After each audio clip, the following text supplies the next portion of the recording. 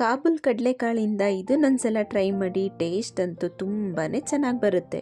Hi hello ಎಲ್ರಿಗೂ ನಮಸ್ಕಾರ. Welcome back to Yuvika cooking channel. ಇನ್ನು ಯಾರಾದರೂ ನನ್ನ ಚಾನಲ್ನ ಸಬ್ಸ್ಕ್ರೈಬ್ ಮಾಡ್ಕೊಂಡಿಲ್ಲ ಅಂದರೆ ನನ್ನ ಚಾನಲ್ನ ಇವಾಗಲೇ ಸಬ್ಸ್ಕ್ರೈಬ್ ಮಾಡ್ಕೊಳ್ಳಿ. ಹೆಲ್ತಿ ಆಗಿರೋ ಹೊಸ ಹೊಸ ರೆಸಿಪಿಗಳನ್ನ ಮಾಡಿ ತೋರಿಸ್ತಾ ಇರ್ತೀನಿ. ನಾನಿವತ್ತು ದೋಸೆ ಜೊತೆ ಒಂದೊಳ್ಳೆ ಟೇಸ್ಟಿಯಾಗಿರೋ ಕುರ್ಮನ ಮಾಡಿ ತೋರಿಸ್ತಾ ಇದ್ದೀನಿ. ನಾನು ಮೊದಲು ದೋಸೆ ಅಕ್ಕಿನ ತೊಗೊಂಡಿದ್ದೀನಿ. ನಾನು ಯಾವಾಗಲೂ ರೇಷನ್ ಅಕ್ಕಿನ ಯೂಸ್ ಮಾಡಿ ದೋಸೆನ ಮಾಡ್ತಾ ಇದ್ದೆ. ಫಸ್ಟ್ ಟೈಮು ದೋಸೆ ಅಕ್ಕಿನ ಯೂಸ್ ಮಾಡಿ ಮಾಡ್ತಾ ಇದ್ದೀನಿ. 4 ಗ್ಲಾಸ್ ಅಕ್ಕಿಗೆ 1 ಗ್ಲಾಸಷ್ಟು ಉದ್ದಿನ ಬೇಳೆನ ಹಾಕ್ಕೊತಾ ಇದ್ದೀನಿ. 2 ಟೀ ಸ್ಪೂನಷ್ಟು ಕಡಲೆಬೇಳೆನ ಸೇರಿಸ್ಕೊತಾ ಇದ್ದೀನಿ. ಕಡಲೆಬೇಳೆ ಹಾಕೋದ್ರಿಂದ ಕ್ರಿಸ್ಪಿಯಾಗಿ ಬರುತ್ತೆ. ಸೊ ಹಾಗಾಗಿ 1 ಟೇಬಲ್ ಸ್ಪೂನಷ್ಟು ಮೆಂತ್ಯ ಕಾಳನ್ನ ಸೇರಿಸ್ಕೊತಾ ಇದ್ದೀನಿ. ಇದನ್ನೆಲ್ಲ ನೀಟಾಗಿ ಒಂದ್ಸಲ ಮಿಕ್ಸ್ ಮಾಡಿಕೊಂಡು ವಾಶ್ ಮಾಡ್ಕೊಂಬರೋಣ.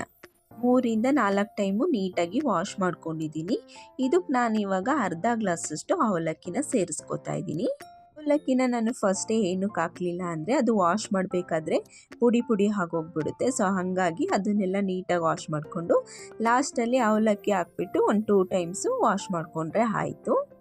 ಇವಾಗ ಇಲ್ಲಿ ನೀಟಾಗಿ ಎಲ್ಲ ವಾಶ್ ಮಾಡಿದ್ದಾಗಿದೆ. ಇದನ್ನು 8 ಇಂದ 9 ಅವರ್ಸ್ ಚೆನ್ನಾಗಿ ನೆನೆಸ್ಕೊಳ್ಳೋಣ. ಎಷ್ಟು ನೆನೆಸ್ಕೊತೀವಿ ಅಷ್ಟು ಚೆನ್ನಾಗಿ ಬರುತ್ತೆ ದೋಸೆ. ಕ್ಲೋಸ್ ಮಾಡಿಬಿಟ್ಟು ಸೈಡಲ್ಲಿ ಎತ್ತಿಟ್ಕೋತೀನಿ. 10 ಅವರ್ಸ್ ಆದಮೇಲೆ ನೋಡಿ ಎಷ್ಟು ಚೆನ್ನಾಗಿ ನೆಂದಿದೆ ಅಂತ. ಇಷ್ಟು ಚೆನ್ನಾಗಿ ನೆಂದರೆ ದೋಸೆ ತುಂಬ ಸಾಫ್ಟಾಗಿ ಬರುತ್ತೆ. ಇದನ್ನ ಇವಾಗ ಸ್ವಲ್ಪ ವಾಶ್ ಮಾಡ್ಕೊಂಬಿಟ್ಟು ನೀರನ್ನೆಲ್ಲ ಬಸ್ಬಿಡ್ತೀನಿ. ಸುಮ್ಮನೆ ಜಸ್ಟ್ ಒಂದ್ಸಲ ಹಿಂಗೆ ಕೈ ಆಡ್ಕೊಂಡ್ರೆ ಸಾಕು. ನೀರನ್ನೆಲ್ಲ ಬಸ್ತಿದ್ದಾದಮೇಲೆ ನಾನು ಇದಕ್ಕೆ ಒಂದು ಅರ್ಧ ಹಿಡಿಯುವಷ್ಟು ಅನ್ನನ ಸೇರಿಸ್ಕೋತೀನಿ. ನಾವು ಅವಲಕ್ಕಿ ಹಾಕಿದ್ವಲ್ಲ, ಸೊ ಹಾಗಾಗಿ ಅನ್ನನ ಜಾಸ್ತಿ ಸೇರಿಸ್ಕೋತಾ ಇಲ್ಲ. ನೀವೇನಾದರೂ ಅವಲಕ್ಕಿ ಹಾಕ್ಕೊಳ್ಳಲ್ಲ ಅಂದರೆ ಅನ್ನನ ಸ್ವಲ್ಪ ಜಾಸ್ತಿನೇ ಹಾಕ್ಕೊಳ್ಳಿ. ನಾನೊಂದು ಅರ್ಧ ಹಿಡಿಯೋಷ್ಟು ಅಷ್ಟೇ ಹಾಕ್ಕೊಂಡಿದ್ದಾದ್ಮೇಲೆ ನೀಟಾಗಿ ಎಲ್ಲ ಮಿಕ್ಸ್ ಮಾಡ್ಕೋತಾ ಇದ್ದೀನಿ. ಅನ್ನ ಎಲ್ಲ ನೀಟಾಗಿ ಮಿಕ್ಸ್ ಆಗೋ ಥರ ಮಿಕ್ಸ್ ಮಾಡಿಕೊಂಡು ಮಿಕ್ಸಿ ಜಾರಿಗೆ ಸ್ವಲ್ಪನೇ ಹಾಕ್ಕೊಂಡು ರುಬ್ಕೊತೀನಿ.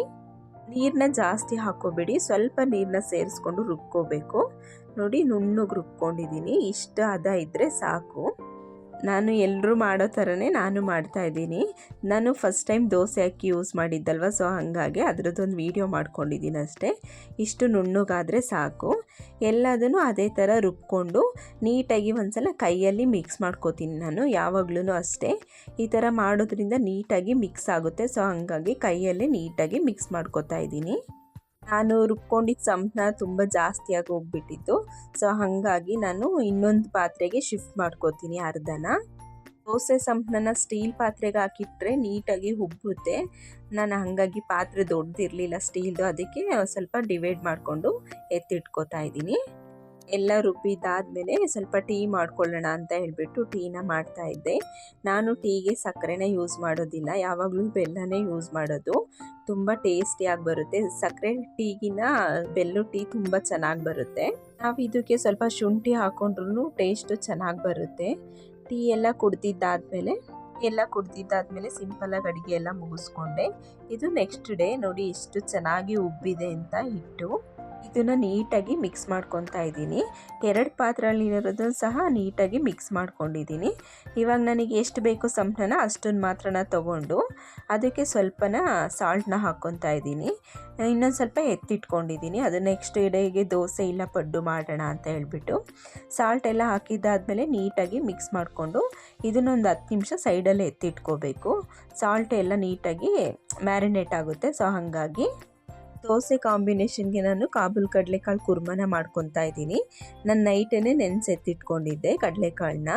ಇದನ್ನು ಒಂದು ಕುಕ್ಕರ್ಗೆ ನೀಟಾಗಿ ವಾಶ್ ಮಾಡಿಕೊಂಡು ಹಾಕ್ಕೊತಾ ಇದ್ದೀನಿ. ಇದಕ್ಕೆ ಸ್ವಲ್ಪ ನೀರನ್ನ ಹಾಕ್ಕೊತಾ ಇದ್ದೀನಿ, ಜಾಸ್ತಿನೂ ಸೇರಿಸ್ಕೊಂಡಿಲ್ಲ. ರುಚಿಗೆ ಎಷ್ಟು ಬೇಕೋ ಅಷ್ಟು ಸಾಲ್ಟನ್ನ ಹಾಕ್ಬಿಟ್ಟು ಬೇಯಲಿಕ್ಕೆ ಒಂದು 4 ವಿಷಲ್ನ ತಗೋತಾ ಇದ್ದೀನಿ. ಇದು ಬೇಯೋ ಅಷ್ಟರೊಳಗೆ ನಾವು ರುಬ್ಬಕ್ಕೆ ಮಸಾಲೆನ ರೆಡಿ ಮಾಡ್ಕೊಳ್ಳೋಣ. ನಾನಿಲ್ಲಿ ದೊಡ್ಡದಾಗಿರೋದು 2 ಟೊಮೊಟೊನ ತೊಗೊಂಡಿದ್ದೀನಿ. ಚಿಕ್ಕದಾದರೆ ಒಂದು 3 ತೊಗೊಳ್ಳಿ. ಈರುಳ್ಳಿ 2ನ ತೊಗೊಂಡಿದ್ದೀನಿ. ಎಲ್ಲ ದೊಡ್ಡದಾಗೆ ಕಟ್ ಮಾಡ್ಕೊತಿದ್ದೀನಿ. ಇದನ್ನು ರುಬ್ಕೊಬೇಕು. ಸೊ ಹಾಗಾಗಿ ದೊಡ್ಡದಾಗಿ ಕಟ್ ಮಾಡಿಕೊಂಡ್ರೆ ಸಾಕು. ಇದನ್ನೆಲ್ಲ ಮಿಕ್ಸಿ ಜಾರ್ಗೆ ಹಾಕ್ಕೊತಾ ಇದ್ದೀನಿ. ಇದಕ್ಕೆ 1 ಟೇಬಲ್ ಸ್ಪೂನಷ್ಟು ಗಸಗಸೆನ ಹಾಕ್ಕೊತಾ ಇದ್ದೀನಿ. ಎಳ್ಳು ಹಾಕೋದ್ರಿಂದ ಟೇಸ್ಟು ತುಂಬ ಚೆನ್ನಾಗಿ ಬರುತ್ತೆ. ಇದಕ್ಕೆ ನಾನು 2 ಟೇಬಲ್ ಸ್ಪೂನಷ್ಟು ಹುರ್ಗಡ್ಲೆನ ಹಾಕ್ಕೊತಾ ಇದ್ದೀನಿ. ಹುರ್ಗಡ್ಲೆ ಹಾಕೋದ್ರಿಂದ ಸ್ವಲ್ಪ ತಿಕ್ನೆಸ್ ಜಾಸ್ತಿ ಬರುತ್ತೆ. ಸೊ ಹಾಗಾಗಿ ಅರ್ಧ ಟೇಬಲ್ ಸ್ಪೂನಷ್ಟು ಎಳ್ಳನ್ನ ಹಾಕ್ಕೊತಾ ಇದ್ದೀನಿ. ಎಳ್ಳು ಸಹ ಟೇಸ್ಟು ತುಂಬ ಚೆನ್ನಾಗಿ ಕೊಡುತ್ತೆ. ಸ್ವಲ್ಪ ನೀರನ್ನ ಸೇರಿಸ್ಕೊಂಡು ನುಣ್ಣಗೆ ರುಬ್ಕೋಬೇಕು ಇದನ್ನು.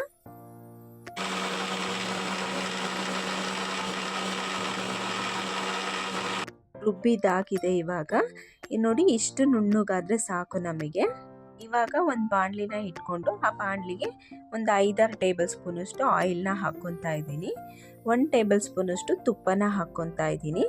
ಸ್ವಲ್ಪ ಆಯಿಲ್ ಜಾಸ್ತಿ ಹಾಕ್ಕೊಂಡ್ರೆ ಇದು ಟೇಸ್ಟು ಚೆನ್ನಾಗಿ ಬರುತ್ತೆ. ತುಪ್ಪ ಎಲ್ಲ ಕರಗಿದ್ದಾದಮೇಲೆ 1 ಇಂಚಷ್ಟು ಚಕ್ಕೆನ ಹಾಕ್ಕೊತಾ ಇದ್ದೀನಿ. ಸ್ವಲ್ಪ ಸೋಂಪು ಕಾಳನ್ನ ಹಾಕ್ಕೊತಾ ಇದ್ದೀನಿ, ಒಂದು ಅರ್ಧ ಟೇಬಲ್ ಸ್ಪೂನಷ್ಟು. ಗ್ಯಾಸ್ಟಿಕ್ ಅಲ್ವಾ ಕಡಲೆಕಾಳು, ಸೊ ಹಂಗಾಗಿ ಗ್ಯಾಸ್ಟಿಕ್ ಆಗಬಾರ್ದು ಅಂತ ಹೇಳ್ಬಿಟ್ಟು ಸೋಂಪು ಕಾಳನ್ನ ಯೂಸ್ ಮಾಡಿದ್ದೀನಿ. ನೀವು ಸೋಂಪು ಕಾಳು ಇಲ್ಲ ಅಂತಂದರೆ ಜೀರಿಗೆ ಸಹ ಯೂಸ್ ಮಾಡ್ಕೊಬೋದು. ಒಂದು ಈರುಳ್ಳಿನ ಚಿಕ್ಕದಾಗಿ ಕಟ್ ಮಾಡಿಕೊಂಡು ಅದನ್ನು ಸಹ ಸೇರಿಸ್ಕೊತಾ ಇದ್ದೀನಿ. ಈರುಳ್ಳಿ ಎಲ್ಲ ಚೆನ್ನಾಗಿ ಫ್ರೈ ಆದಮೇಲೆ ನಾವೇನು ರುಬ್ಬಿಟ್ಕೊಂಡಿರ್ತೀವಲ್ವ ಮಸಾಲನ, ಅದನ್ನು ಸೇರಿಸ್ಕೊಂಡು ಒಂದು ಸಲ ನೀಟಾಗಿ ಮಿಕ್ಸ್ ಮಾಡ್ಕೊಳ್ಳೋಣ. 1 ಟೇಬಲ್ ಸ್ಪೂನಷ್ಟು ಅರಿಶಿನ ಪೌಡ್ರನ್ನ ಹಾಕ್ಕೊತಾ ಇದ್ದೀನಿ. 1 ಟೇಬಲ್ ಸ್ಪೂನಷ್ಟು ಕಾಶ್ಮೀರ್ ಚಿಲ್ಲಿ ಪೌಡ್ರನ್ನ ಹಾಕ್ಕೊತಾ ಇದ್ದೀನಿ. ಇದು ಖಾರ ಬರೋದಿಲ್ಲ, ಕಲರ್ಗೋಸ್ಕರ ಅಷ್ಟೇ ಹಾಕ್ಕೊಂಡಿರೋದು. 1 ಟೇಬಲ್ ಸ್ಪೂನಷ್ಟು ಅಚ್ಕಾರದ ಪುಡಿನ ಹಾಕ್ಕೊತಾ ಇದ್ದೀನಿ. ಖಾರ ನೋಡ್ಕೊಂಡು ಹಾಕ್ಕೊಳ್ಳಿ, ಇದು ಜಾಸ್ತಿ ಖಾರ ಆದರೆ ಅಷ್ಟೊಂದು ಚೆನ್ನಾಗಿರೋದಿಲ್ಲ. 1 ಟೇಬಲ್ ಸ್ಪೂನಷ್ಟು ಗರಂ ಮಸಾಲ ಹಾಕ್ಕೊಂಡಿದ್ದೀನಿ. ಇದನ್ನೆಲ್ಲ ನೀಟಾಗಿ ಮಿಕ್ಸ್ ಮಾಡಿಕೊಂಡು ಚೆನ್ನಾಗಿ ಫ್ರೈ ಮಾಡ್ಕೋಬೇಕು. ಇದ್ರದ್ದೆಲ್ಲ ಹಸಿ ವಾಸನೆ ಹೋಗಿ ಎಣ್ಣೆ ಬಿಟ್ಕೊಬೇಕು, ಅಲ್ಲಿ ತನಕ ಚೆನ್ನಾಗಿ ಫ್ರೈ ಮಾಡ್ಕೊಬೇಕಾಗುತ್ತೆ ಇದನ್ನು. ಆವಾಗಲೇ ಟೇಸ್ಟ್ ಚೆನ್ನಾಗಿ ಬರೋದು. ಇದಕ್ಕೆ ನಾವು ತರಕಾರಿ ಸಹ ಆ್ಯಡ್ ಮಾಡ್ಕೋಬೋದು. ನಾನಿಲ್ಲಿ ಪ್ಲೇನೇ ಮಾಡ್ತಾ ಇರೋದು. ರುಚಿಗೆ ಎಷ್ಟು ಬೇಕೋ ಅಷ್ಟು ಸಾಲ್ಟ್ನ ಹಾಕ್ಬಿಟ್ಟು ಒಂದ್ಸಲ ನೀಟಾಗಿ ಮಿಕ್ಸ್ ಮಾಡಿಕೊಂಡು ಲಿಡ್ನ ಕ್ಲೋಸ್ ಮಾಡ್ಕೊಳ್ಳೋಣ. ಉರಿನ ಸ್ಲಿಮ್ಮಾಗಿ ಇಟ್ಕೊಳ್ಳಿ. ಇವಾಗ ಕಾಬೂಲ್ ಕಡಲೆ ಎಲ್ಲ ನೀಟಾಗಿ ಬೆಂದಿದೆ. ಇಷ್ಟು ಬೆಂದರೆ ಸಾಕು ನಮಗೆ. ಇವಾಗ ಲಿಡ್ನ ಓಪನ್ ಮಾಡಿ ನೋಡಿ, ಆಯಿಲೆಲ್ಲ ಬಿಟ್ಕೊಂಡು ಎಷ್ಟು ಚೆನ್ನಾಗಿ ಫ್ರೈ ಆಗಿದೆ ಅಂತ. ಈ ಥರ ಆಯಿಲ್ ನೀಟಾಗಿ ಬಿಟ್ಕೊಬೇಕು, ಆವಾಗಲೇ ಚೆನ್ನಾಗಿ ಫ್ರೈ ಆಗಿದೆ ಅಂತ. ನೀಟಾಗಿ ಒಂದ್ಸಲ ಮಿಕ್ಸ್ ಮಾಡಿಕೊಂಡು ನಾವೇನು ಬೇಯಿಸಿಟ್ಕೊಂಡಿದ್ವಲ್ಲ ಕಡಲೆಕಾಳನ್ನ, ಅದನ್ನು ಸೇರಿಸ್ಕೊತಾ ಇದ್ದೀನಿ. ಸೇರಿಸ್ಕೊಂಡಿದ್ದಾದಮೇಲೆ ನೀಟಾಗಿ ಒಂದ್ಸಲ ಮಿಕ್ಸ್ ಮಾಡ್ಕೊಬೇಕು. ಉರಿನ ಮೀಡಿಯಮ್ ಫ್ಲೇಮಲ್ಲಿ ಇಟ್ಕೊಂಡು ಕಾಬೂಲ್ ಕಡಲೆಕಾಳಿಗೆ ಮಸಾಲ ಎಲ್ಲ ಹಿಡಿಬೇಕು, ಅಲ್ಲಿ ತನಕ ಚೆನ್ನಾಗಿ ಫ್ರೈ ಮಾಡ್ಕೋಬೇಕಾಗುತ್ತೆ. ಈ ಟೈಮಲ್ಲಿ ನೋಡಿಕೊಂಡು ನೀರನ್ನ ಸೇರಿಸ್ಕೊಳ್ಳಿ. ನಾನು ಸ್ವಲ್ಪ ಬೇಕಿತ್ತು ನೀರು, ಹಂಗಾಗಿ ಮಿಕ್ಸಿ ಜಾರ್ಗೆ ಸ್ವಲ್ಪ ನೀರನ್ನ ಹಾಕ್ಬಿಟ್ಟು ಹಾಕ್ಕೊಂಡಿದ್ದೀನಿ. ತುಂಬ ತೆಳುವಾಗಿ ಹೋಗ್ಬಿಟ್ರೆ ಅಷ್ಟು ಚೆನ್ನಾಗಿ ಬರೋದಿಲ್ಲ. ನೋಡಿಕೊಂಡು ನೀರನ್ನ ಸೇರಿಸ್ಕೊಳ್ಳಿ. ರುಚಿಗೆ ಎಷ್ಟು ಬೇಕೋ ಅಷ್ಟು ಸಾಲ್ಟ್ನ ಹಾಕ್ಕೊತಾ ಇದ್ದೀನಿ. ಕಡಲೆಕಾಳು ಬೇಯಿಸುವಾಗಲೂ ನಾವು ಸಾಲ್ಟ್ನ ಹಾಕಿರ್ತೀವಲ್ವ, ನೋಡಿಕೊಂಡು ನೀವು ಸಾಲ್ಟ್ನ ಹಾಕ್ಕೊಳ್ಳಿ. ಇದನ್ನು ಒಂದು ಕುದಿ ಬರಿಸ್ಕೊಳ್ಳೋಣ. ಇವಾಗ ಒಂದು ಕುದಿ ಬಂದಿದೆ. ಕಟ್ ಮಾಡ್ಕೊಂಡಿರೋ ಕೊತ್ತಂಬರಿ ಸೊಪ್ಪನ್ನ ಹಾಕ್ಕೊಂಡು 1 ಟೇಬಲ್ ಸ್ಪೂನಷ್ಟು ತುಪ್ಪನ ಹಾಕ್ಕೊತಾ ಇದ್ದೀನಿ. ನೀವು ತುಪ್ಪ ಇಲ್ಲ ಅಂತಂದರೆ ಬೆಣ್ಣೆ ಹಾಕ್ಕೊಂಡ್ರೂ ಸಹ ಟೇಸ್ಟು ಚೆನ್ನಾಗಿ ಬರುತ್ತೆ. ನಾನು ತುಪ್ಪನೇ ಹಾಕ್ಕೊತಾ ಇದ್ದೀನಿ, ಬೆಣ್ಣೆ ಇಲ್ಲ ಅಂತ ಹೇಳ್ಬಿಟ್ಟು. ನೀಟಾಗಿ ಒಂದ್ಸಲ ಮಿಕ್ಸ್ ಮಾಡಿಕೊಂಡ್ರೆ ಆಯಿತು. ಇದಕ್ಕೆ ತರಕಾರಿನ ಸಹ ಹಾಕಿ ಮಾಡ್ಕೋಬೋದು, ಇಲ್ಲ ಪನ್ನೀರ್ ಸಹ ಸೇರಿಸ್ಕೋಬೋದು. ನಾನು ಇದನ್ನು ಪ್ಲೈನಾಗೆ ಮಾಡಿದ್ದೀನಿ. ಪ್ಲೈನಾಗಿ ಒಂಥರ ಟೇಸ್ಟ್ ಚೆನ್ನಾಗಿರುತ್ತೆ, ಸೊ ಹಾಗಾಗಿ ಪ್ಲೈನಾಗೆ ಮಾಡಿಕೊಂಡೆ. ಸ್ವಲ್ಪ ಚಟ್ನಿನೂ ಸಹ ಮಾಡಿಕೊಂಡೆ. ನಮಗೇನು ಚಟ್ನಿ ಅಷ್ಟೊಂದು ಇಷ್ಟ ಆಗೋದಿಲ್ಲ, ನನ್ನ ಮಗಳಿಗೆ ಚಟ್ನಿ ಬೇಕೇ ಬೇಕು, ತುಂಬ ಇಷ್ಟಪಡ್ತಾಳೆ ಚಟ್ನಿನೂ ಸಹ ರೆಡಿ ಮಾಡಿಕೊಂಡೆ. ಇವಾಗ ದೋಸೆನ ಮಾಡ್ಕೊಳ್ಳೋಕ್ಕೆ ತವನ ಬಿಸಿಗಿಟ್ಟಿದ್ದೀನಿ. ತವಕ್ಕೆ ಸ್ವಲ್ಪನ ಎಣ್ಣೆನ ಸವರ್ಕೊತಾ ಇದ್ದೀನಿ, ದೋಸೆ ಹಿಡಿಬಾರ್ದು ಹಂಚಿಗೆ ಅಂತ ಹೇಳ್ಬಿಟ್ಟು. ದೋಸೆ ತವನ ಚೆನ್ನಾಗಿ ಬಿಸಿ ಮಾಡಿಕೊಂಡು ಇವಾಗ ದೋಸೆನ ಹಾಕ್ಕೊತಾ ಇದ್ದೀನಿ. ದೋಸೆ ಅಕ್ಕಿನಲ್ಲಿ ಮಾಡಿದ್ದೀನಲ್ವ ದೋಸೆ, ಅದಕ್ಕಿಂತ ನನಗೆ ರೇಷನ್ ಅಕ್ಕಿನಲ್ಲಿ ಮಾಡ್ಕೊಂಡಿದ್ನಲ್ಲ ಅದೇ ದೋಸೆ ಚೆನ್ನಾಗಿ ಅನ್ನಿಸ್ತು. ನನಗೆ ದೋಸೆ ಅಕ್ಕಿನಲ್ಲಿ ಅಷ್ಟೊಂದೇನು ಟೇಸ್ಟ್ ಅನ್ನಿಸ್ಲಿಲ್ಲ. ರೇಷನ್ ಅಕ್ಕಿನಲ್ಲಿ ಟೇಸ್ಟು ತುಂಬಾ ಚೆನ್ನಾಗಿ ಬಂದಿತ್ತು.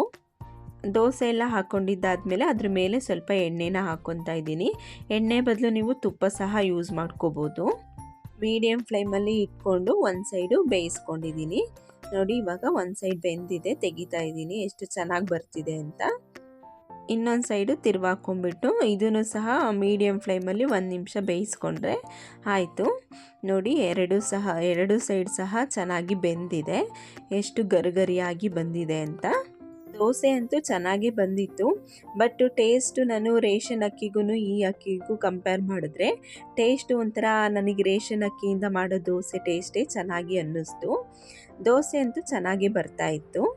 ನಾನು ಎಲ್ಲ ದೋಸೆನೂ ಹೀಗೆ ಮಾಡಿಕೊಂಡೆ. ಸರ್ವ್ ಮಾಡ್ಕೊಂಡ್ಬಿಟ್ಟು ಇವಾಗ ಕುರ್ಮನ ಹಾಕ್ಕೊಂಡಿದ್ದೀನಿ. ಕುರ್ಮ ಮೇಲೆ ನೀವು ಸ್ವಲ್ಪ ಬೆಣ್ಣೆ ಇದ್ದರೆ ಬೆಣ್ಣೆನ ಹಾಕ್ಕೊಳ್ಳಿ, ಟೇಸ್ಟು ತುಂಬ ಚೆನ್ನಾಗಿ ಬರುತ್ತೆ. ಸೀರಿಯಸ್ ಆಗಿ ಹೇಳ್ಬೇಕು ಅಂತ ಅಂದರೆ ನಾನು ಕುರ್ಮ ಟೇಸ್ಟ್ ಅಂತೂ ಔಟ್ ಆಫ್ ಔಟೇ ಕೊಡ್ತೀನಿ. ಟೇಸ್ಟ್ ಅಂತೂ ಅಷ್ಟು ಚೆನ್ನಾಗಿ ಬಂದಿತ್ತು. ನಾನು ಸ್ವಲ್ಪ ಚಟ್ನಿನೂ ಹಾಕ್ಕೊಂಡೆ. ಚಟ್ನಿ ಏನು ಅಷ್ಟೊಂದು ಇಷ್ಟ ಆಗೋದಿಲ್ಲ. ನೀವು ಒಂದ್ಸಲ ಮನೇಲಿ ಟ್ರೈ ಮಾಡಿ ಅಂತ ಹೇಳ್ತೀನಿ. ಐ ಹೋಪ್ ನಿಮಗೆ ಎಲ್ರಿಗೂ ಈ ವಿಡಿಯೋ ಇಷ್ಟ ಆಗಿದೆ ಅಂದ್ಕೊತೀನಿ. ಇಷ್ಟ ಆಗಿದ್ರೆ ಪ್ಲೀಸ್ ಒಂದು ಲೈಕ್ ಮಾಡಿ ಅಂತ ಹೇಳ್ತಾ ವಿಡಿಯೋನ ಎಂಡ್ ಮಾಡ್ತಿದ್ದೀನಿ. ಬಾಯ್.